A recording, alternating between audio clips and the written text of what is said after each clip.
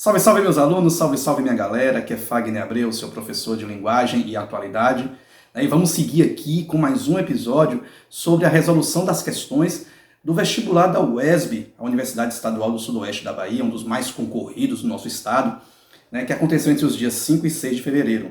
Hoje nós vamos tratar da questão 11, que fala sobre a escola literária Romantismo, tá? Mais precisamente a segunda geração romântica. Tá? Mas antes disso, não esqueça, siga aqui no Instagram, prof.fagneabreu, e no YouTube também, ativa o sininho lá, se inscreve, prof.fagneabreu, para ajudar aqui o professor a fazer mais episódios, mais questões, mais videoaulas aqui nessas redes sociais, tá? Que vai também colaborar muito com vocês, ok? Então, vamos para mais uma questão, a questão 11, vamos lá? Mas antes disso, vamos, como já é de praxe, vamos falar um pouquinho sobre essa escola literária. Vamos conhecer um pouquinho, fazer uma revisão sobre essa escola literária. E vamos começar com o contexto histórico, o período em que essa escola literária está inserida. E na Europa, ela começa com a Revolução Francesa, Esse período é a Revolução Francesa, a ascensão da burguesia, o princípio de liberdade, a exaltação da liberdade com a Revolução Francesa e com a ascensão da burguesia. Já no Brasil, o que acontece é a vinda da família real para cá, A capital do Brasil passa a ser o Rio de Janeiro, e também o período de independência do Brasil, que ocorre no ano de 1822, ok? Então, até aí, tudo tranquilo, Deu para fazer um pequeno resumo e falar um pouco sobre o período em que essa escola literária está inserida. Vamos falar também um pouquinho agora das características, vamos lá? As principais características do romantismo, é o que? O individualismo e o subjetivismo, o sentimentalismo profundo, a fuga da realidade, a evasão da realidade, o egocentrismo, o nacionalismo, e o indianismo, a figura do índio como herói nacional, vai trazer esse sentimento do índio como herói nacional, beleza? Um dos principais autores dessa escola literária é o paulista Álvares de Azevedo, que está nesta questão 11, que trata sobre Álvares de Azevedo. E aí vamos falar um pouco sobre as características dessa segunda geração romântica. Vamos lá? Olha só, a segunda geração romântica, ou mais conhecida como ultrarromântica, ela vai falar um pouco mais, ela vai retratar o pessimismo, ela vai dar descrédito aos ideais patrióticos, a evasão da realidade, o sentimentalismo, a valorização da morte e a passagem, ou seja, aquele sentimento também de religiosidade, e o egocentrismo. Então, essas são algumas das características da segunda geração romântica, mais conhecida também como ultrarromântica, ok? Então, vamos para a questão. Antes da gente ler a questão, vamos olhar lá embaixo o crédito dela, Vamos lá.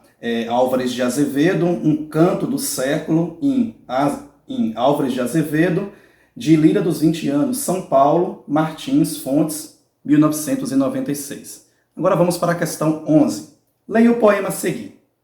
Um canto do século. Debalde dos meus sonhos de ventura, tento alentar minha esperança morta, e volto-me a porvir. A minha alma só canta a sepultura, e nem última ilusão beija e conforta meu suarento dormir.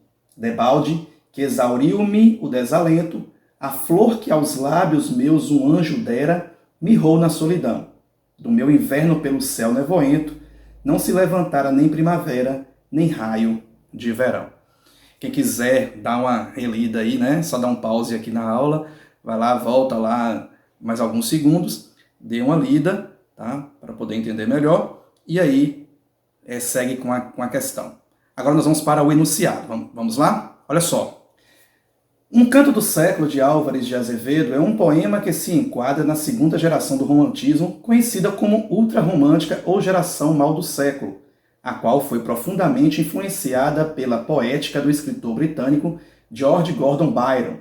Nesse sentido, assinale a alternativa que não apresenta uma característica da segunda geração do romantismo presente no poema. Então a questão está querendo o quê? Uma característica que não representa o romantismo, Então vamos lá, mais precisamente essa geração do romantismo. Então vamos para as alternativas. Alternativa A, pessimismo. Alternativa B, gongorismo. Alternativa C, escapismo. Alternativa D, egocentrismo.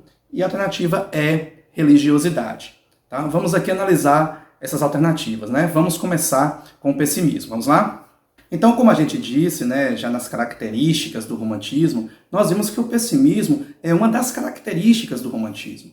Então, essa alternativa está verdadeira, no caso, como característica do romantismo. Mas a questão que é a que não é, tá? A questão que é a que não é característica. Então, o pessimismo é sim uma característica do romantismo.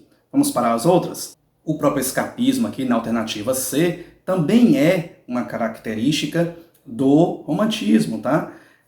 Nós vimos lá nas nossas características a fuga da realidade, evasão da realidade. Isso é escapismo. Então, escapismo também é uma característica do romantismo. Então, não é essa alternativa que o enunciado está pedindo. Vamos para a próxima? Egocentrismo. O egocentrismo, que é a alternativa D, também é uma característica do romantismo, né? O egocentrismo, o individualismo, também são características do romantismo. E a última característica é o quê? Religiosidade, né? Nós falamos também que na segunda geração valoriza-se também o que é a morte, né? O passamento. Então, pensa-se muito nisso, né? Pensa-se no depois da morte, né? O que acontece depois da morte, né? Os princípios da religiosidade também.